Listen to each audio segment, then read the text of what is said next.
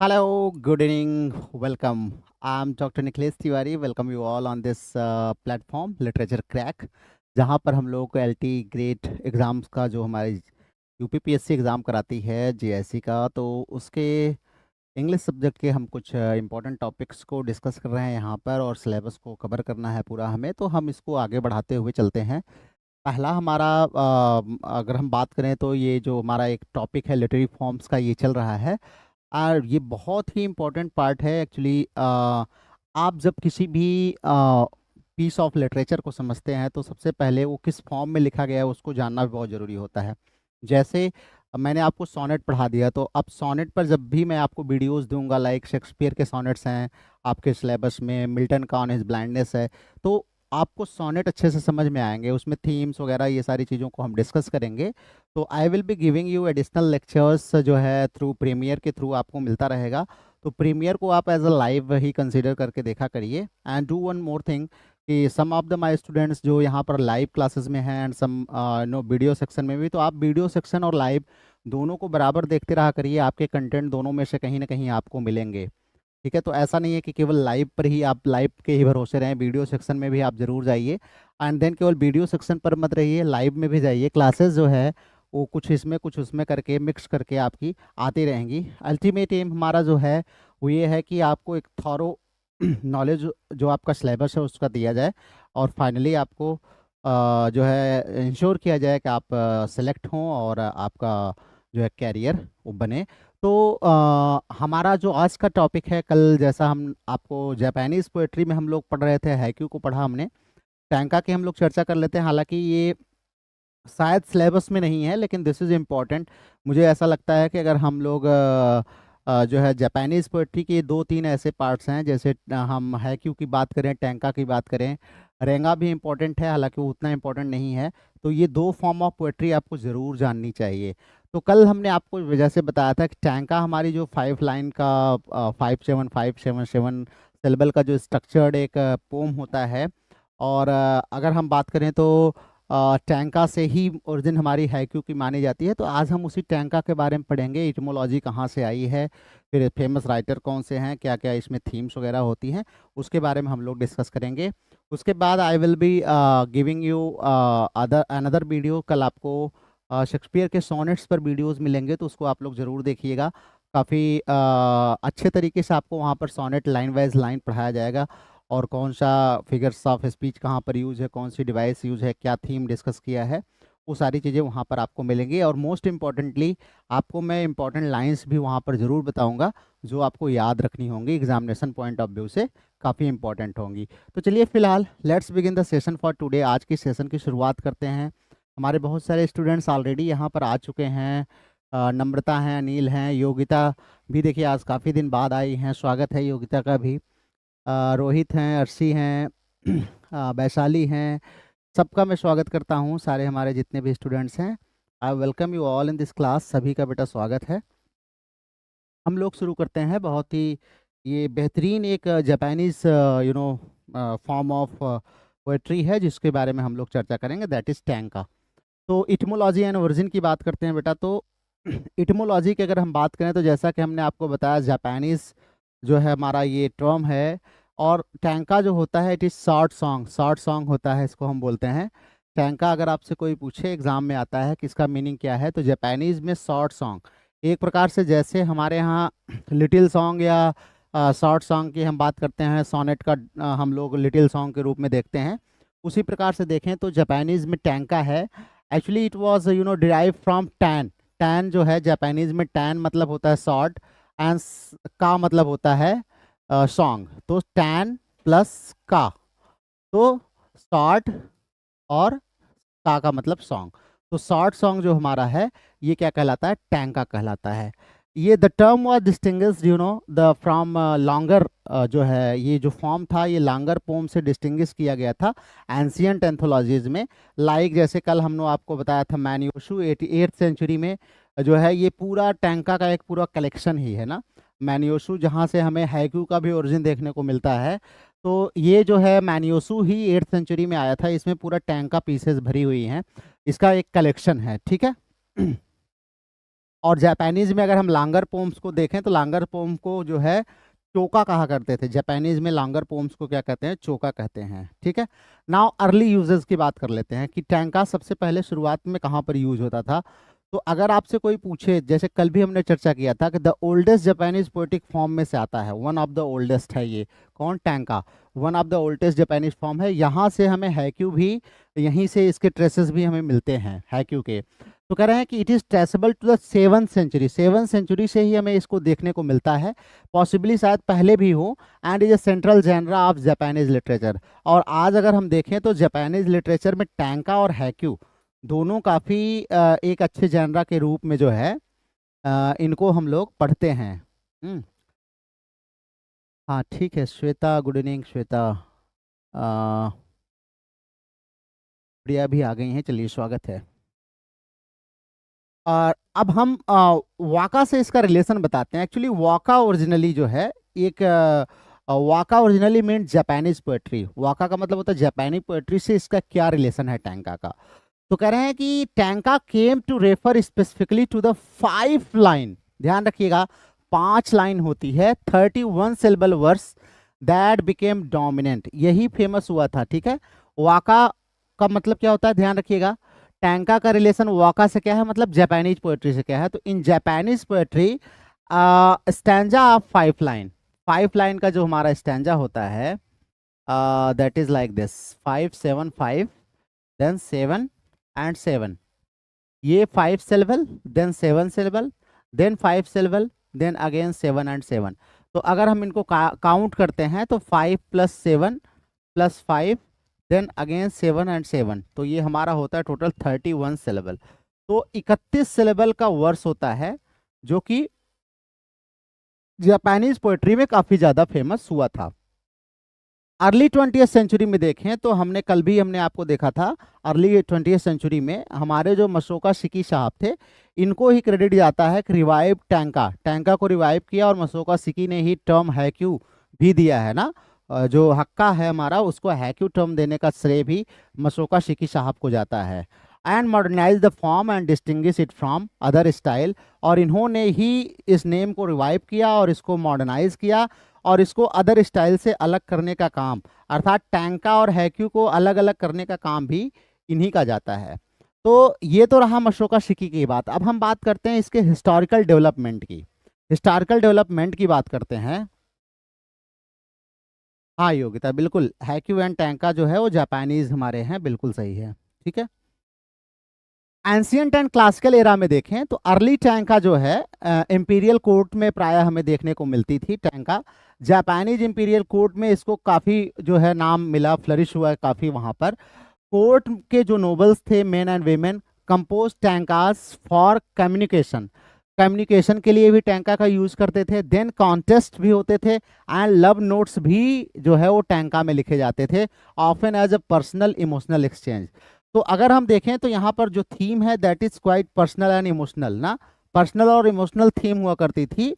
And the message like love notes, contest and communications जो है ये इस्टेब्लिश किए जाते थे किसके थ्रू, टैंका के थ्रू। कहाँ पर, अगर हम जापानीज इंपीरियल कोर्ट की बात करें तो एंशियंट्स में अगर हम देखते हैं क्लासिकल एराज में, तो ये हमें देखने को मिलता है कि टैंका एक मोड ऑफ कम्युनिकेशन भी था, और साथ साथ जो है लव को कन्वे करने का ना, ये सारी चीज़ें भी टैंका के थ्रू जो है लोग किया करते थे। देन जो है हियन पीरियड है हमारा, हियन पीरियड 794 से 1185 तक जो है हमारा ये पीरियड माना जाता है। इसमें अगर हम देखें तो tanka became foundational in courtly life and literature, सबसे ज़्यादा पॉपुलर यहीं पर हुआ है। और अभी हमने जब आप पीछे आपको एक कलेक्शन बताई है वो भी देखे तो यहीं पर हमारी पब्लिश हुई थी। इसमें जो poetic prowess was an essential social skill and tanka featured in literary works like the tale of Genji. तो अंडरलाइन कर लीजिएगा, टैंका ने खूब पॉपुलरिटी अर्न की। जैसे लिटरेरी वर्क्स एक है जिसका नाम है the tale of Genji, which includes around 400 tankas by Murasaki Shikibu. ध्यान रखिएगा ये किसकी है, मुरासाकी शिकिबु की है। इसमें 400+ टैंकास जो है इसमें इंक्लूड किए गए हैं। उस समय देखें अगर हम हियन पीरियड में तो हमारा टैंका बहुत ज़्यादा पॉपुलर था, specially courtly life and literature में। देन टैंका के comes to the middle age. Middle ages में जब ये आता है टैंका, तो यहाँ पर भी देखते हैं जापान में एक मेजर पोएटिक फॉर्म के रूप में इसको यूज़ किया जाता है। Now it became part of collaborative arts ना। अब ये थोड़ा सा एक कोलैबोरेटिव आर्ट जिसको हम रेंगा बोलते हैं। रेंगा क्या होता था? रेंगा जो है एक कलेक्शन, एक प्रकार से कह सकते हैं एंथोलॉजी। जैसे एक पोम में ही कई सारे लोग कंट्रीब्यूट किया करते थे ना, कई सारे लोग, उसी को जो कंट्रीब्यूशंस का कलेक्शन था उसी को रेंगा कहा जाता था।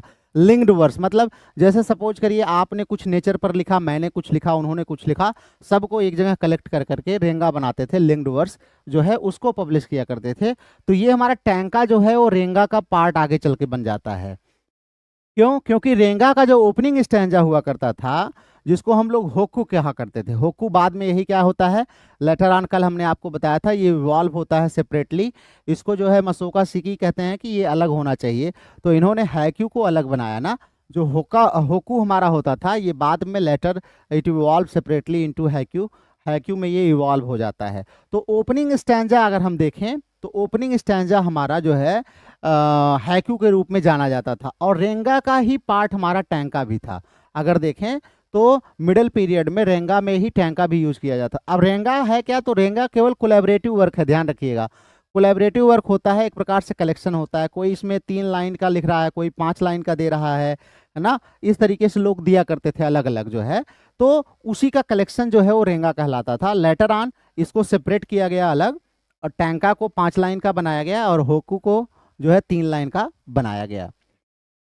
मॉडर्न इरा में अगर हम देखते हैं तो काफ़ी रिफॉर्म हमें देखने को मिलता है। जैसे मेजी एंड सोवा रिफॉर्म, 2 रिफॉर्म चले थे जापान में। खास करके अगर हम बात करें तो अभी पीछे हमने मसोका शिकी की बात करी थी, और एक थे हमारे योशानो अकीको। योशानो अकीको, कल भी इनका नाम मिला था। इन दोनों को श्रेय जाता है कि they renewed and revolutionized tanka at the end of the 19th and beginning of the 20th century.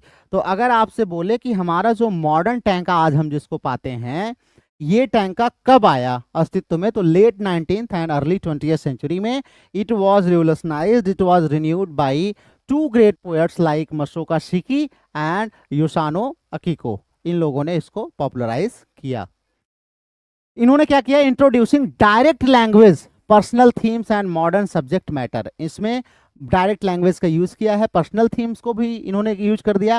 क्योंकि मॉडर्न हम कॉम्प्लेक्स एज में आ गए, तो मॉडर्न सब्जेक्ट मैटर भी उसमें इंट्रोड्यूस होने थे। अब आजकल तो आप देखते हैं टैंका और हैक्यू जो है वो हमारे जो डिजिटल लिटरेचर है उसमें भी इसका खूब यूज होता है। डिजिटल लिटरेचर में भी इसका खूब यूज होता है।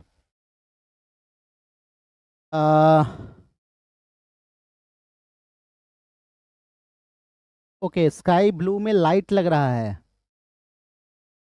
ओके,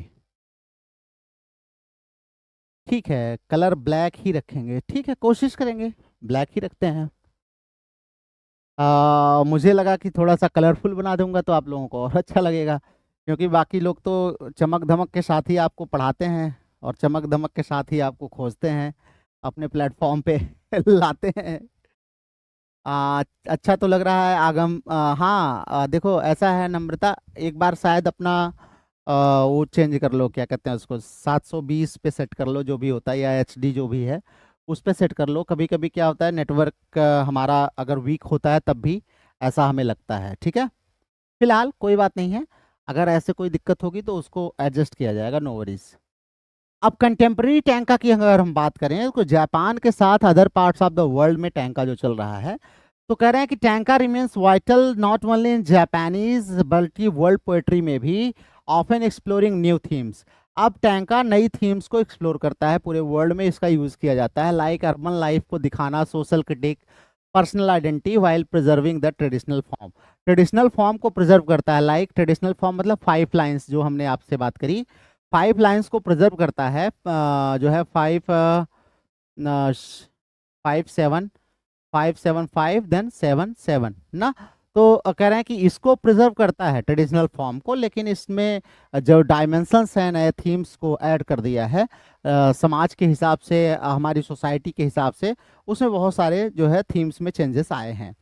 स्ट्रक्चर एंड फॉर्म की बात करें हमने तो सिलेबल पैटर्न हम ऑलरेडी आपको शुरू से बताते आ रहे हैं कि टैंका का हमारा जो सिलेबल पैटर्न है दैट इज 5 7 5 7 7। ये सिलेबल पैटर्न याद रखिएगा ना, 31 सिलेबल इन ऑल होता है इसमें।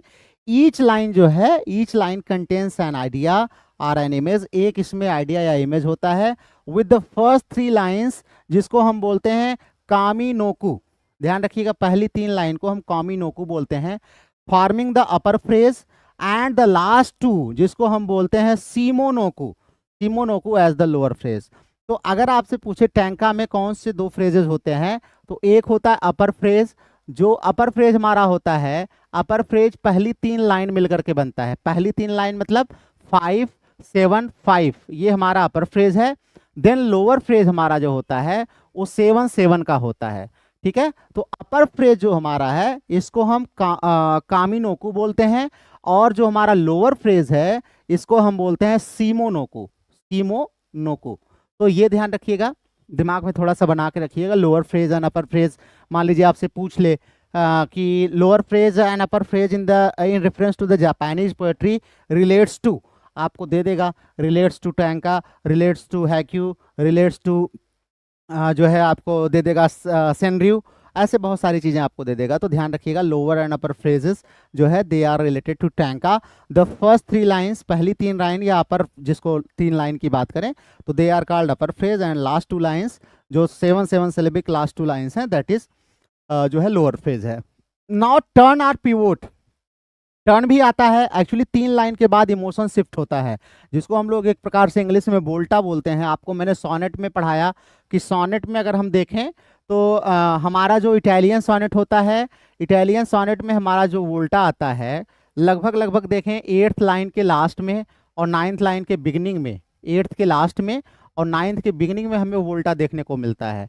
और शेक्सपियरियन सोनेट में अगर हम देखें तो 12th के लास्ट में और 13th के बिगिनिंग में हमें वोल्टा देखने को मिलता है।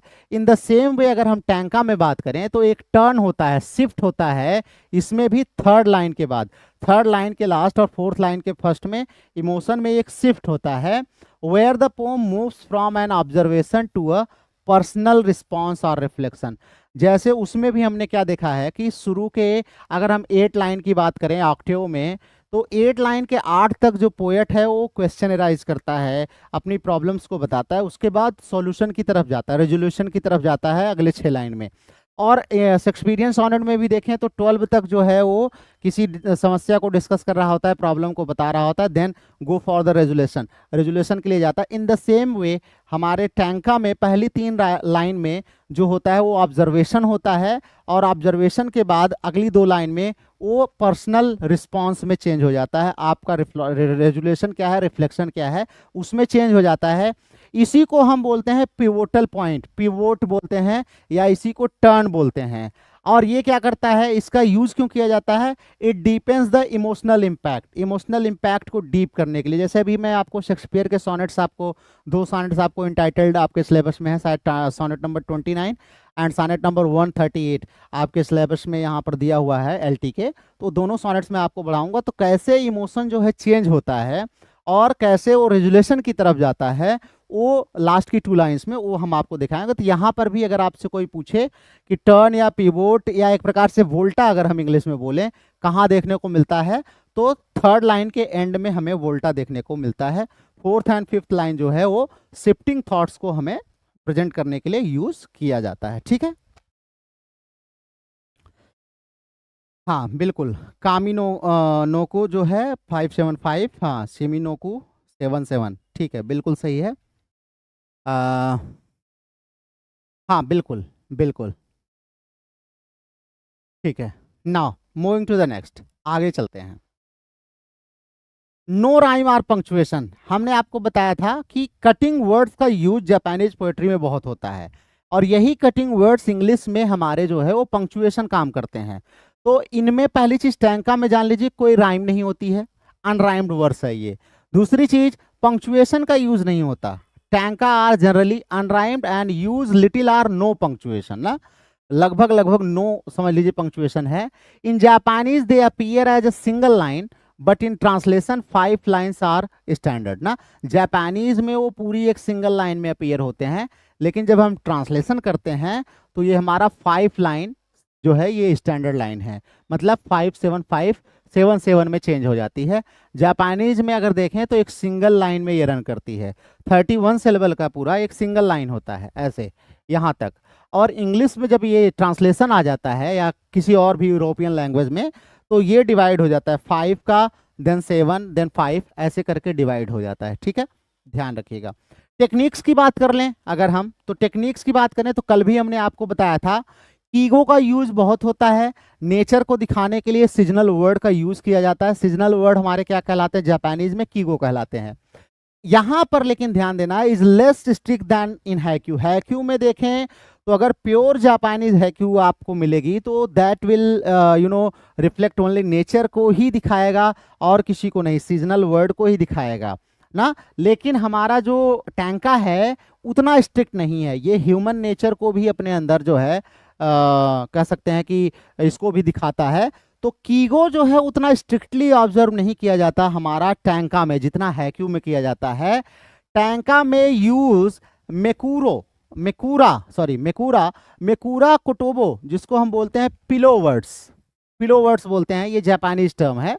पिलो वर्ड्स यूज करते हैं, या हम इसको बोलते हैं, दूसरा शब्द है हमारा काके कोटोबा। ये हमारा क्या होता है, पिवोट वर्ड्स होता है या पंस जिसको हम बोलते हैं, जिसके मास्टर हमारे विलियम शेक्सपियर साहब हैं। अभी मैं आपको पन का एक बहुत बेहतरीन एग्जांपल सोनेट नंबर 138 में आपको दिखाऊंगा कि शेक्सपियर हमारे पन के मास्टर क्यों कहलाते हैं। तो कहना है कि ये अगर हम देखें तो हमारा जो मकूरा है, मकूरा कोटोबा मतलब पिलो वर्ड्स जो है, या हमारा जो काके कोटोबा है या जिसको हम पन या पिवोट्स वर्ड बोलते हैं, इनका यूज टैंका में किया जाता है, लेकिन हैक्यू में इनका यूज नहीं होता।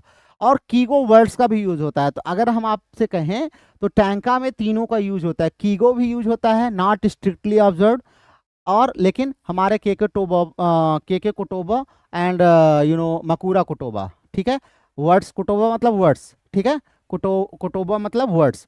तो पिलो वर्ड्स, मकूरा मतलब पिलो और कोटोबा मतलब वर्ड्स। और उसके बाद काके कोटोबा मतलब काके मतलब पिवोट या पन और वर्ड्स। ठीक है, ध्यान रखिएगा, इसका भी यूज टैंका में मिलता है।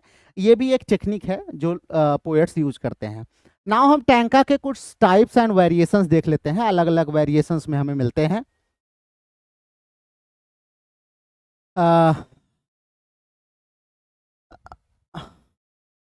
पुलत्स तिवारी जी आए हैं, ह्यूमन मिक्स, हाँ नेचुरल, हाँ बिल्कुल ठीक है, हाँ बिल्कुल ठीक है,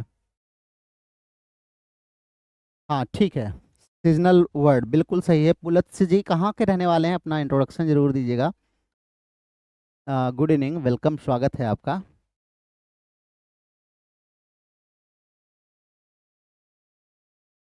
ओके, हाँ ठीक है। श्वेता, जापानीज पोएट्री आती नहीं है, ये सब तो पढ़ना पड़ता है बेटा, तो उतना आ ही जाती है।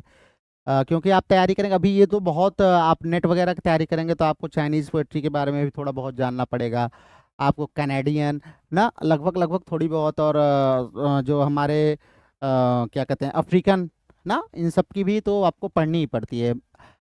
हम देखें बेसिक रूप से तो हम लोग केवल ब्रिटिश जो पोएट्री है उसी को पढ़ते हैं, अमेरिकन पर भी उतना हमारा ध्यान नहीं रहता।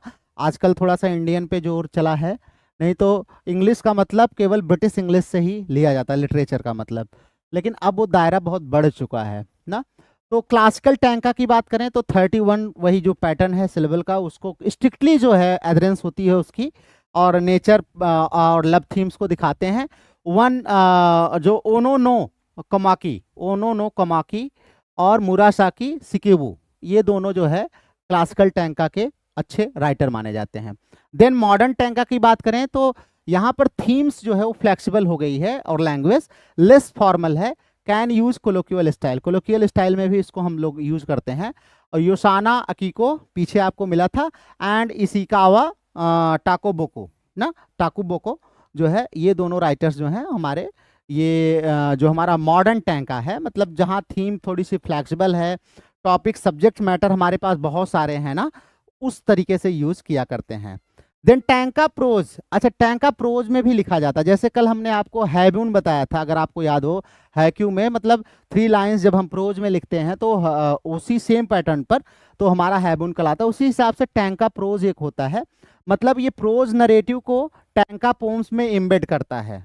इसको जो है बैसो, हमारे कल इनकी डायरीज स्पेशली देखें, ट्रेवल डायरीज जो है काफ़ी फेमस है, बैसो और उसके बाद केंजी मियाजावा, केंजी मियाजावा, ये 2 राइटर हमारे फेमस हैं।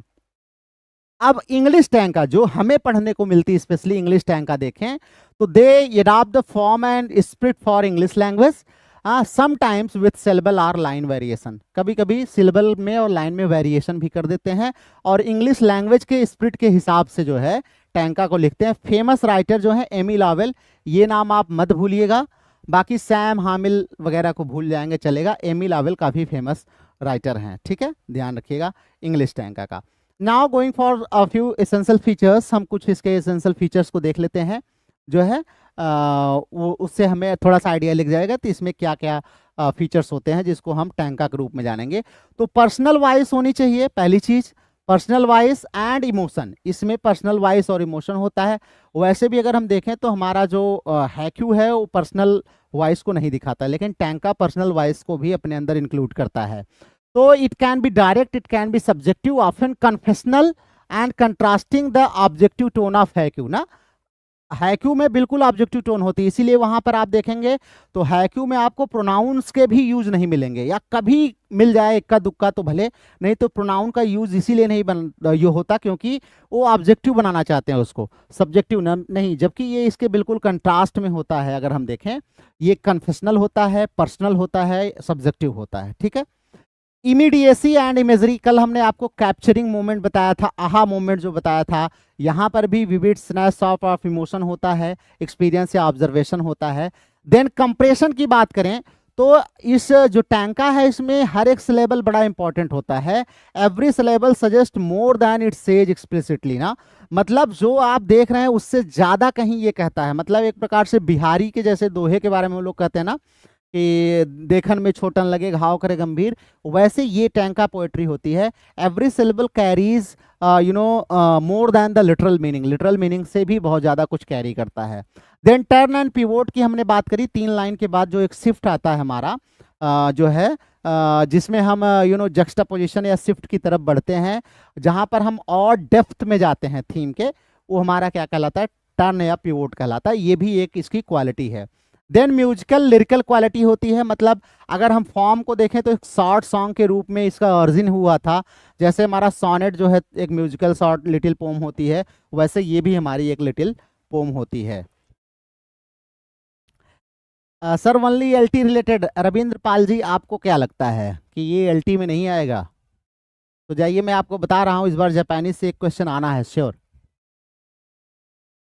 बेटा ऐसे कोई चीज़ मैं नहीं पढ़ा रहा हूँ आपको, इतना तो समझ में जरूर आना चाहिए अब तक। Good evening Priyanka. आप लोगों को क्या लगता है, आप लोगों के सबसे बड़ी समस्या क्या है बेटा ना, मैं बताऊं, सिलेक्शन न हो पाने की सबसे बड़ी समस्या यही है कि हम केवल, अगर हमको ये कह दिया कि सामने सर खड़े हैं, सर को देखो, केवल थिंक ऑफ हिम, आप केवल उनके बारे में सोचो, तो केवल उनके बारे में सोचने से कैसे होगा, think of the things that relates him, जो उनसे रिलेट हैं उसको भी सोचो ना। तो अगर आप बात करेंगे, अभी नेचर पोएट्री की बात करेंगे, ये इतने इंपॉर्टेंट फॉर्म्स हैं आपकी मॉडर्न जितनी भी, आप देखिए ना, टैंका का मैं एग्जांपल आपको बता दूं, मुझे एग्जैक्टली याद नहीं है, हमारे सीबीएसई और शायद गुजरात बोर्ड में पोम दी हुई है ना, ये हैक्यू और टैंका, मतलब जापानीज पोएट्री की हम बात करते हैं। तो don't think this is not important, I have taken all the important aspects of poetry, कोशिश मैंने यही करी है कि उसको मैं आपको लूँ जो आपके एग्जाम में आ सकता है ना। अब आपको लगता है कन्फेशनल पोएट्री इंपॉर्टेंट नहीं है क्योंकि आपके सिलेबस में नहीं दिया है, तो यू आर डूइंग मिस्टेक भाई, आप मिस्टेक नहीं, ब्लंडर कर रहे हैं। कन्फेशनल पोएट्री आपको आनी चाहिए, कमला दास आपके सिलेबस में है तो क्यों नहीं पढ़ोगे आप, क्यों नहीं पढ़ोगे? पढ़ना पड़ेगा, नहीं पढ़ोगे तो फिर भुगतोगे, आ जाएगा एग्जाम में तो फिर कहते फिरोगे अरे सर ये कहाँ से आया था मुझे तो पता ही नहीं, लेकिन यहाँ जो पढ़ रहा होगा उसको पता होगा, ठीक है। इसलिए एक एक चीज को आप लोग ऐसे मजाक में मत छोड़िएगा, मैं बता रहा हूँ, नहीं तो बाद में पछताएंगे, बाद में पछताएंगे कि सर जो कह रहे थे मान लेते। म्यूजिकल लिरिकल क्वालिटी होती है बेटा, ये ध्यान रखना, ठीक है। आइए मेजर सब्जेक्ट्स एंड थीम्स की बात कर लेते हैं, मेजर सब्जेक्ट्स एंड थीम्स की बात कर लेते हैं। देखो एक चीज मैं और बता दूं, पढ़ाई जो होती है, कंपटीशन की जो तैयारी होती है, वो स्ट्रैटेजी से होती है। स्ट्रैटेजी बहुत बड़ी चीज होती है। आप अगर स्ट्रैटेजी नहीं बनाएंगे, स्ट्रैटेजी से नहीं पढ़ेंगे, तो आई एम श्योर कि सिलेक्शन हो जाए, कुछ लोगों का हो भी सकता है, लेकिन उनके परसेंटेज बहुत कम होंगे। एग्जाम्स और युद्ध जो है, परीक्षाएं भी युद्ध की तरह होती हैं, ये रणनीतियों से बेहतर लड़ी जाती हैं ना। आप को बहुत सारे लोग नोट्स दे रहे होंगे, ऐसे बड़े बड़े नोट्स जो है लाएंगे, आप ले लीजिए और बोलेंगे एकदम बिल्कुल सब्जेक्ट से आपसे रिलेटेड है नोट्स, उससे आपका निकलने वाला नहीं है। ध्यान रखिएगा क्या क्या पॉइंट उसमें हमें पढ़ने हैं, ये तो हम आपको जो ले आते हैं यहाँ पर ना, ऐसे नहीं, उसको बैठ करके मेहनत लगती है बेटा, उसमें दिमाग लगाना पड़ता है, क्या पॉइंट इंपॉर्टेंट हो सकते हैं। Being a teacher, being a professor, मैं अपने दिमाग का थोड़ा सा यूज करता हूँ। हो सकता है मैं 100% राइट ना हूँ, बहुत सारी चीजें अलग से आएंगी, लेकिन मैं ये कोशिश करता हूँ कि अगर मुझे पेपर बनाना होगा तो मैं कहाँ कहाँ तक सोच सकता हूँ, उस चीज़ों को मैं इंक्लूड करने की कोशिश यहाँ पर करता हूँ। तो इसको आप जितनी भी स्लाइड्स हैं ना, इसको बहुत हल्के में लेके मत चलिएगा। हल्के में लेके चलेंगे तो एग्जाम आपको हल्का लग जाएगा बाद में, ये मेरी बात मान लो। बुरी लग सकती है, मैं थोड़ा सा हार्श वर्ड यूज कर देता हूँ, सॉरी फॉर दैट, लेकिन सच्चाई यही है। हाँ, Japanese, Japanese form of lyric poem है ही बिल्कुल। हाँ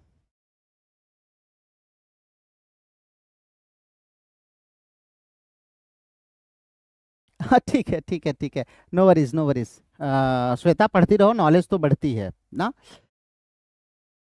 चलो, इसीलिए मैं आपसे कहता हूँ, देखो मैं आपको फिर बता दूं, आप रोज न्यूज़पेपर में सुन रहे हैं 5 लाख बच्चों ने फॉर्म भर दिया, 8 लाख ने भर दिया, 10 लाख एग्जाम देंगे।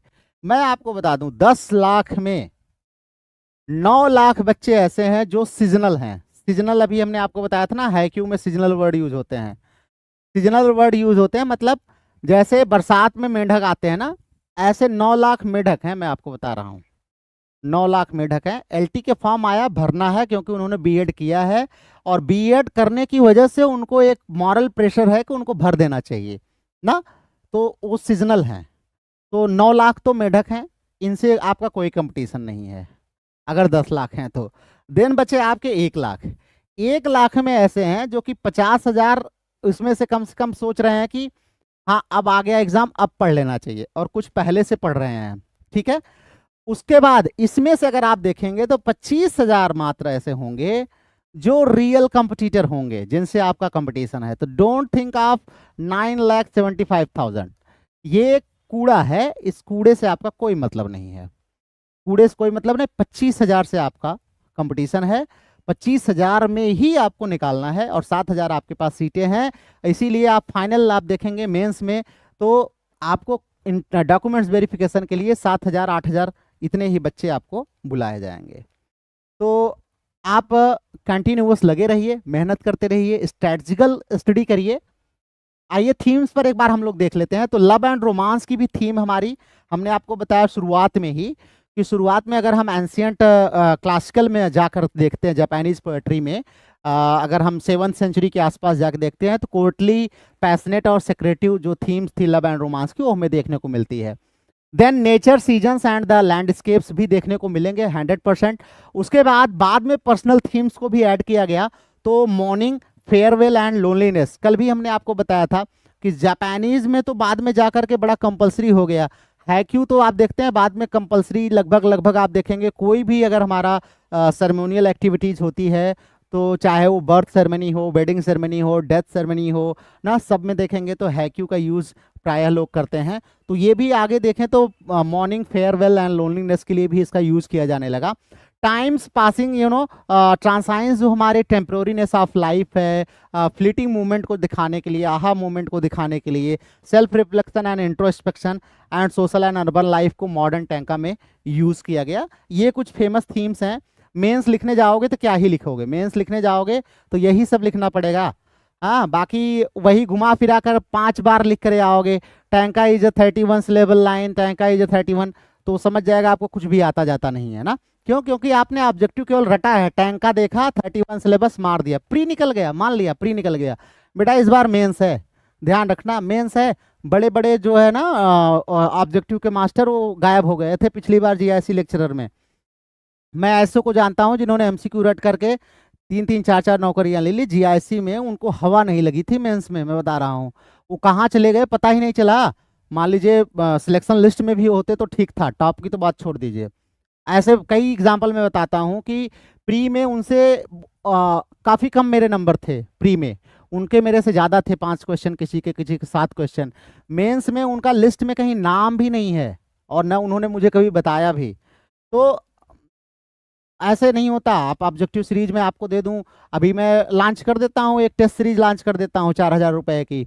आओ टेस्ट सीरीज करो, टेस्ट सीरीज करने से अगर सिलेक्शन हो जाता है तो एलटी में लेके दिखाना सिलेक्शन इस बार।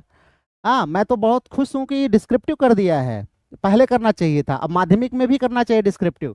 कुछ बेस तो होना चाहिए, खड़े होगे क्लास में क्या बोलोगे, क्या बोलोगे यहीं पे आके, मान लो सपोज करो आपको जापानीज पोएट्री आ गई, सिलेबस में आपके दिया हुआ है, अब खड़े हो गए, केवल इतना याद आ रहा है टैंका 5 लाइन की होती, 31 सिलेबस, उससे ज्यादा कुछ नहीं जान रहे हो कि 7th सेंचुरी में कहाँ से ये आया, कैसे कलेक्शन ऑफ टैंका आया, बाद में हैक्यू जो होक्कू था कैसे उसको अलग किया गया, कौन कौन सी थीम बाद में इंट्रोड्यूस की गई, मॉडर्न में कैसे आया, मसोका शिकी ने इसमें क्या दिया, अकीको ने क्या अपना दिया। जब कुछ नहीं पता रहेगा बेटा, बच्चों को क्या ही बताओगे, कुछ नहीं बता पाओगे ना।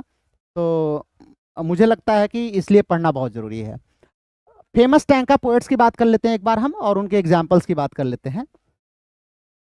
तो ओनो ओनो नो कोमाकी जो है, ये हमारे 9th सेंचुरी के सबसे अगर देखें तो पुराने जो हमारे पोएट हैं माने जाते हैं टैंका के, जो है ओनो नो कोमाकी 9th सेंचुरी में, celebrated for passionate intense expressions of lodging ना, लॉन्जिंग एंड डिजायर को इन्होंने खूब पैशनेटली दिखाया है अपने टैंका में, ठीक है, ध्यान रखिएगा। देन 11th सेंचुरी में आ जाइए। 11th सेंचुरी में मुरासाकी सिक्यूबू, पीछे ये भी मिले थे, जिनकी टेल ऑफ गेंजी हमने आपको बताया था, द टेल ऑफ गेंजी बहुत ही फेमस है, ये एग्जाम में भी आ चुका है, एलटी के एग्जाम में नहीं आया होगा, नेट के एग्जाम में आया, लेकिन ये एग्जाम में आ चुका है। ये इंटरवोवन विद टैंका ना, टैंका से भी ये पूरा बना हुआ है। देन प्रिंसेस नुकाता, प्रिंसेस नुकाता ये 7th सेंचुरी में हमारी आती हैं, अर्ली पोएट ऑफ द मानयोशु। मानयोशु एक पूरा एंथोलॉजी है, कलेक्शन है, इसमें बहुत सारे लोगों ने कोलैबोरेट किया है ना, तो इनमें एक कोलैबोरेशन हमारे प्रिंसेस नुकाता का भी है, जिन्होंने मानयोशु जो टैंका ही है, पूरा टैंका का कलेक्शन है, उसमें इन्होंने कंट्रीब्यूट किया है। एंड योसाना अकीको, जिनकी चर्चा भी मैं आपसे कर रहा था कि हमारे जो सिकी साहब हैं, योसाना साहब हैं, इन्हीं को जाता है कि हमारा जो मॉडर्न टैंका है उसको रिवोल्यूशनाइज करने का, रिन्यू करने का श्रेय इन्हीं हमारे जो है कीको एंड मुशाका शिकी को जाता है। और ये भी ध्यान रखिएगा, revolutionize modern tanka with bold voice over 40,000 tankas. तो ये भी देख लो भैया, 40,000 से ज्यादा टैंका का यूज इन्होंने किया हुआ है, ठीक है। चलिए नाउ इशिकावा टाकाबुको जो है, इशिकावा टाकुबुको 1886 से 1912 तक इनका लाइफ पीरियड है। इन्होंने कोलोकियल लैंग्वेज को यूज किया है टैंका में and on A self examination, ठीक है। उसके बाद मुशाका शिकी जिसकी हम बात कर रहे हैं, इन्होंने भी मॉडर्न जो हमारा टैंका है उसको रिवोल्यूशनाइज किया, उसको मॉडर्नाइज एंड नेम्ड, और नेम दिया बोथ टैंका एंड हैक्यू। तो ध्यान रखिएगा, अब आपको लगेगा ये बहुत इंपॉर्टेंट है कि टैंका को टर्म किसने क्वाइन किया, हैक्यू नेम किसने दिया है, तो ये हमारे जो है मशोका शिकी साहब ने ही दिया है, ठीक है। देन इंग्लिश लैंग्वेज में बात करें तो एमी लावेल का नाम हमने आपको बता ही दिया, इसको आपको नहीं भूलना है। सैम हामिल हैं, कैरोलिन काइजर हैं, फिलहाल इनको भूल जाएंगे तब भी चलेगा, एमी लावेल को आप मत भूलिएगा। और now we have a few important facts, हम जो है कुछ इंपॉर्टेंट फैक्ट्स ले लेते हैं जो कि आपके लिए इंपॉर्टेंट हो सकता है, उसके बाद हम लोग आगे चलेंगे, ठीक है।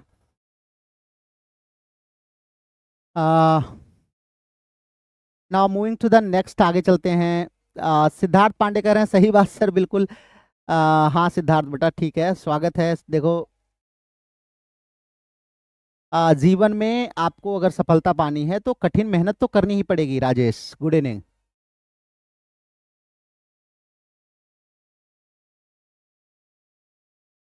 हाँ ठीक है ठीक है ठीक है ठीक है,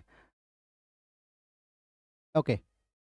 तो चलिए स्टूडेंट्स, हम लोग आगे चलते हैं और फ्यू इंपॉर्टेंट फैक्ट्स हैं, इसको देख लेते हैं ना।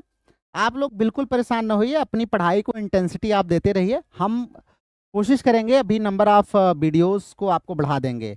देखिए, एक चीज़ तो आपको you have to accept it, एक चीज़ तो आपको मानना पड़ेगा ना कि मैं आपको कुछ दे ही रहा हूँ ना, मैं आपको कुछ दे ही रहा हूँ, आपसे कुछ ले नहीं रहा हूँ। तो एटलीस्ट जो है you must appreciate the effort कि हाँ भाई मैं आपके लिए कुछ प्रयास कर रहा हूँ ना। ठीक है, जो है बहुत सारे लोग होंगे, वो अपना बहुत सारा कोर्स बेचेंगे, उनके पास ऑलरेडी बहुत सारे मटेरियल हैं जिसको कॉपी पेस्ट करेंगे, आपको चिपका देंगे। नवोदय का केंद्रीय में, केंद्रीय का नवोदय में, सब मैंने देखा है, सारी दुनिया मैंने देखी है। नोट्स में क्या धांधली होती है।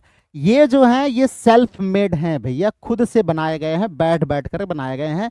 ये आपको ऐसे नहीं है कहीं से जो है, हाँ वो सोर्सेज की बात अलग होती है, हम तो किसी न किसी सोर्स से ही लेंगे, लेकिन ये बिल्कुल वेल प्लान्ड और ब्लूप्रिंट बनाने के बाद इन चीज़ों को तैयार किया गया है। ऐसे नहीं तैयार किया गया है कहीं से उठा करके, किसी ऑनलाइन प्लेटफॉर्म से हमें मिला, उसको हमने टाइप करवाया, कॉपी पेस्ट करवा दिया। चलिए टाइम टैंका की बात कर लेते हैं। तो कह रहे हैं टैंका अगर हम एटलीस्ट बात करें तो 1300 साल पुराना हमारा, ओल्डर देन हैक्यू, हैक्यू से भी पुराना है हमारा, 1300 साल पुराना लगभग है। अर्ली टैंका पोम्स जो हैं were exchanged as love notes and for court communication. अभी हमने आपको बताया था ना, कोर्टली कम्युनिकेशन के लिए, लव नोट्स के लिए जो है, इन सब के लिए कोर्ट में ज़्यादातर यूज किया जाता था। खास करके इंपीरियल कोर्ट की हम बात कर रहे हैं, जापानीज इंपीरियल कोर्ट में इसका यूज किया जाता था। स्ट्रक्चर की बात हम ऑलरेडी कर चुके हैं, 57577 जो है ये क्या करता है, ये हैक्यू जो है, हैक्यू अगर हम देखें तो थोड़ा सा बहुत ही संक्षिप्त में लिखा गया है, इसको थोड़ा सा एक्सपैंड करने का काम करता है ये। ओल्डेस्ट सर्वाइविंग टैंका अपीयर इन, आपको मैंने बता ही दिया, ये एंथोलॉजी याद कर लीजिए, मैन योशु एंथोलॉजी 8th सेंचुरी में आई थी। इसमें बहुत पहले से लोग जो है अपना कंट्रीब्यूशन देते चले आए थे। ये एक कोलैबोरेटिव वर्क है, एंथोलॉजी है, ठीक है। Women were and are leading voices, लो भैया ऐसा मत समझना कि वीमेन नहीं है, वीमेन यहाँ पर लीडिंग वॉइसेस के रूप में आई हैं। जैसे कुमाकी को देख लीजिए, हाँ मुरासाकी को देख लीजिए, योशाना को देख लीजिए। लिटरेरी कॉन्टेस्ट ऑफ टैंका और रेगुलर कोर्ट इवेंट्स, अच्छा टैंका के लिटरेरी कॉन्टेस्ट भी कोर्ट में रखे जाते थे। और the form remain central in Japanese culture for ceremonies, contest and literature. आज भी अगर हम देखें तो ये सेरेमनीज में, कॉन्टेस्ट एंड लिटरेचर में इसका काफ़ी यूज होता है। Each line generally presents a distinct image or concept, हर एक लाइन अलग अलग इमेज कॉन्सेप्ट दिखाती है। पिवोटल लाइन आपको बता ही दिया, जब हम शिफ्ट करते हैं, सरप्राइजिंग टर्न होता है तो हमारा पिवोट कहलाता है। The subject range has broadened in modern tanka, modern tanka में हमने देखा तो हमने क्या किया, सब्जेक्ट का रेंज काफी बढ़ा दिया ना, पर्सनल के साथ साथ हमने पॉलिटिकल को, सोशल को, इन सबको, ग्लोबल इश्यूज को भी उसमें ऐड कर लिया। पोएटिक पिलो वर्ड्स, जो हमने आपको बताया था, पिलो मतलब मकूरा, मकूरा हमारा पिलो होता है, और वर्ड्स मतलब कोटोबा, कोटोबा जो है ये ऑफर नुआंस एंड डेप्थ। और उसके बाद मैनयोशु जो है, इसमें लगभग 4500 टैंका है ना, ये 8th सेंचुरी में आई थी, 8th सेंचुरी बीसी में जो है, तो 8th सेंचुरी एडी में आई थी ये, तो लगभग इसमें 4500 टैंकाज हैं, ठीक है, ध्यान रखिएगा। 4500 टैंकाज हैं इसमें। मूविंग टू द नेक्स्ट, आगे चलते हैं अब हम लोग जो है। Tanka was traditionally composed in a single vertical line in Japan, ध्यान रखा, जापानीज पोएट्री में एक ही सिंगल वर्टिकल लाइन होती थी, ध्यान रखिएगा, एक ही सिंगल वर्टिकल लाइन में टैंका लिखा जाता था जापानीज पोएट्री में। अभी आपको ये सब चीजें पढ़ेंगे जब थोड़ा सा और डीप में जाएंगे ना, खास करके हमारे जो इसमें से बच्चे नेट जेआरएफ भी देना चाहते हैं। वाका की बात करें, मतलब जापानीज पोएट्री की बात करें, and later tanka was a mark of education and refinement in Heian Japan ना। अभी हमने आपको हेयन पीरियड पढ़ाया था ना, हेयन पीरियड में एजुकेशन में भी इसका यूज किया जाता था और रिफाइनमेंट के लिए भी। टैंका की म्यूजिकल ओरिजिन जो है एज अ सॉन्ग है, ये रिदम एंड मूड को भी शेप करती है। Modern tanka can be openly confessional, personal theme को अगर हम देते हैं तो ये कन्फेशनल भी होती है एंड डीपली फिलोसफिकल भी होती है। पैसो हमारे जो हैं फेम्ड फॉर हैक्यू, जिनको हैक्यू के लिए काफ़ी जाना जाता है, इन्होंने टैंका भी कंपोज किया है, खास करके प्रोज टैंका की अगर हम बात करें, प्रोज टैंका के लिए ज़्यादा जाना जाते हैं। जो इनकी ट्रेवल डायरीज है ना, ट्रेवल डायरीज, उसमें प्रोज टैंका का यूज किया है। Tanka contests take place even today for school children and adults. आज भी स्कूल चिल्ड्रन और एडल्ट्स में जो है अगर हम देखें तो टैंका का कॉन्टेस्ट जापान में कराया जाता है, ठीक है। Then tanka prose, tanka one जिसको हम बोलते हैं, artfully merges narrative and lyrical fragments, तो ये ध्यान रखिएगा। Then punctuation is rare in tanka, हमने आपको बताया बहुत कभी कभी हो सकता है, अगर यूज हो जाए तो हो जाए, नहीं तो पंक्चुएशन का यूज नहीं होता। Topics include everything from moonlit beauty to social isolation. इसमें टैंका में अगर हम मॉडर्न तक आकर के देखें तो लगभग हर प्रकार के थीम को, हर प्रकार के टॉपिक सब्जेक्ट को इंट्रोड्यूस किया गया, चाहे वो चांदनी रात की सुंदरता से लेकर के सोशल आइसोलेशन तक की बात हो, लगभग हर प्रकार के टॉपिक को इसमें इंक्लूड किया गया है। 5 lines often flow as a single continuous thought. Famous anthology हमने आपको बता ही दिया पीछे, जिसमें हमारा जो है इसी में एक हमारा कोकिंसु है एंड याकुनिन इशू, ठीक है। ये एंथोलॉजीज हैं, ये इतनी इंपॉर्टेंट नहीं है। आपको जो ध्यान रखना है, जैसे हमने आपको बताया इसाकावा टोकोबोकू की डायरीज हैं और हमारे जो बैसो हैं उनकी ट्रेवल डायरीज हैं जो टैंका और प्रोज में लिखी गई हैं ना। अकीको योसानो की बात करें तो इन्होंने जो मेजी सोसाइटी थी, Meiji society writing love poems to her husband ना, इन्होंने पूरी मेजी सोसाइटी को आश्चर्यचकित कर दिया जब इन्होंने टैंका में लव पोम्स लिखी। किसके लिए? अपने हस्बैंड के लिए। कौन? हमारी अकीको योसानो, ठीक है। इन्होंने लव पोम्स लिखी, जैसे हमारे सोनेट्स हैं ना, उनकी क्या नाम है, एलिजाबेथ बैरेट ब्राउनिंग की, उसी प्रकार से कुछ इनकी जो हमारी अकीको योसानो है, इनके भी टैंकाज हैं जो इन्होंने अपने हस्बैंड के लिए लिखा था। और लगभग देखें तो वही experiences of honeymoon and so on. Tanka inspired western forms like imagist poetry, तो हैक्यू और टैंका से बहुत ज़्यादा प्रभावित है हमारी इमेजिस्ट पोएट्री। खास करके अगर हम एजरा पाउंड वगैरह की बात करें ना, तो ये लोग बहुत ज़्यादा प्रभावित है। टी.एस. इलियट भी बहुत प्रभावित हैं, ध्यान रखिएगा। अब आप ये सोचेंगे टी.एस. इलियट तो आपके सिलेबस में है, लेकिन आपसे अगर ये पूछ लिया, टी.एस. इलियट के बारे में यही पूछ लिया कि T S. Eliot was highly influenced with the poetry of, आपको दे देगा जापान, चाइना, रसिया। तो याद रखना होगा जापान के हैक्यू और टैंका से बहुत ज़्यादा प्रभावित थे ना। तो रेलिवेंसी तो रहती है बेटा, हम लोग भूल करते हैं। चलिए, देयर आर टैंका अवार्ड्स, टैंका अवार्ड्स भी दिए जाते हैं, जैसे हमारा हैक्यू अवार्ड दिया जाता है ना, मुसाका सिकी के नाम पर हैक्यू अवार्ड दिया जाता है, उसी प्रकार से टैंका का भी अवार्ड दिया जाता है। एक है अवार्ड जिसका नाम है imperial house hold poetry contest ना, चूंकि इंपीरियल कोर्ट से इसकी शुरुआत हुई थी तो इसलिए इंपीरियल हाउस होल्ड के हिसाब से ये मिलता है। टैंका's emotional immediacy invites identification with the poet. It is considered the counterpart of the Western sonnet. देख लिया, कब से आपको चिल्ला रहा हूं, ये आ गया यहाँ पर। इसकी तुलना की जाती है काउंटर पार्ट के तौर पर वेस्टर्न सोनेट से। ध्यान रखिएगा, किस लिए?